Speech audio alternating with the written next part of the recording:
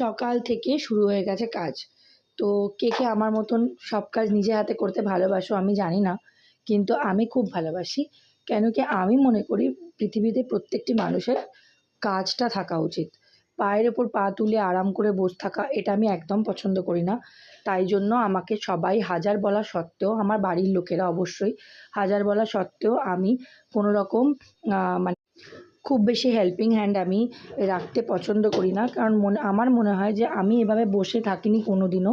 আমি কোনো দিনও না, যখন পড়াশোনা করেছি তখন পড়াশোনা করেছি, যখন নাচ করেছি তখন নাচ করেছি, তারপর যখন কন্টিনিউ একটা না একটা কাজের মধ্যে আমি থেকেছি। আমি কখনো এরকম বসে থাকিনি।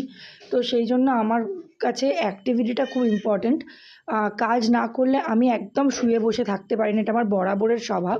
তো এখন বাচ্চা হওয়ার পর যেহেতু আমার নাচটা বন্ধ আছে, আমার ফিজিক্যাল ওয়ার্কটা যদি একদমই চলে যায়, ফিজিক্যাল অ্যাক্টিভিটিটা তো খুব মুশকিল।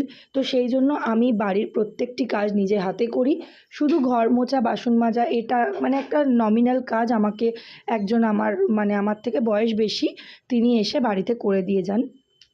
তো আমি আরেকটাও কারণ আছে জানো তো?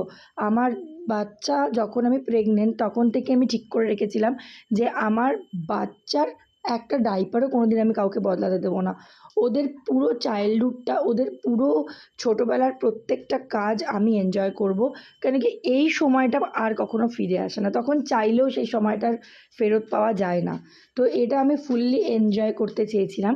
ওদের রান্না করা, ওদের ডাইপার চেঞ্জ করা, ওদেরকে আর যেহেতু আমি ব্রেস্ট ফিডিংয়ে রাখি সেই জন্য আমাকে ওদের পেছনে সবসময়ই থাকতে হয়।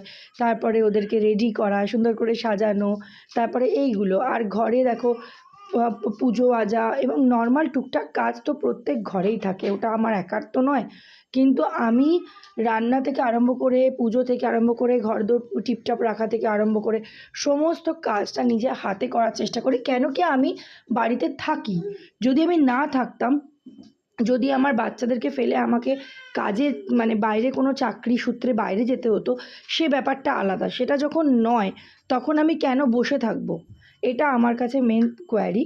তো সেটা আমি কক্ষনো পছন্দ করি না। এটা আমার পার্সোনাল চয়েস। আমি এটা বলছি না যারা এটা করে হেল্পিং হ্যান্ড রাখে তারা তারা বাজে, এরম আমি একদমই বলছি না। কারণ আমার ফ্যামিলিতেই সবাই এত কাজ করতে আমি কাউকে কোনোদিনও দেখিনি। আমি নিজেই করি, এর জন্য সবাই আমাকে বলেও, কিন্তু সেই কথাগুলো আমি কানে নিই না। আমার যেটা হাতের মধ্যে আমি সেই কাজটা করি। যারা বাইরের কাজ, ঘরের কাজ একসাথে সামলায় সত্যি তাদেরকে মানে স্যালিউট দেওয়া উচিত। মানে তারা যে কী করে দুটোকে মেনটেন করে সেটা তাদেরকে ভগবান শক্তি দিয়েছেন।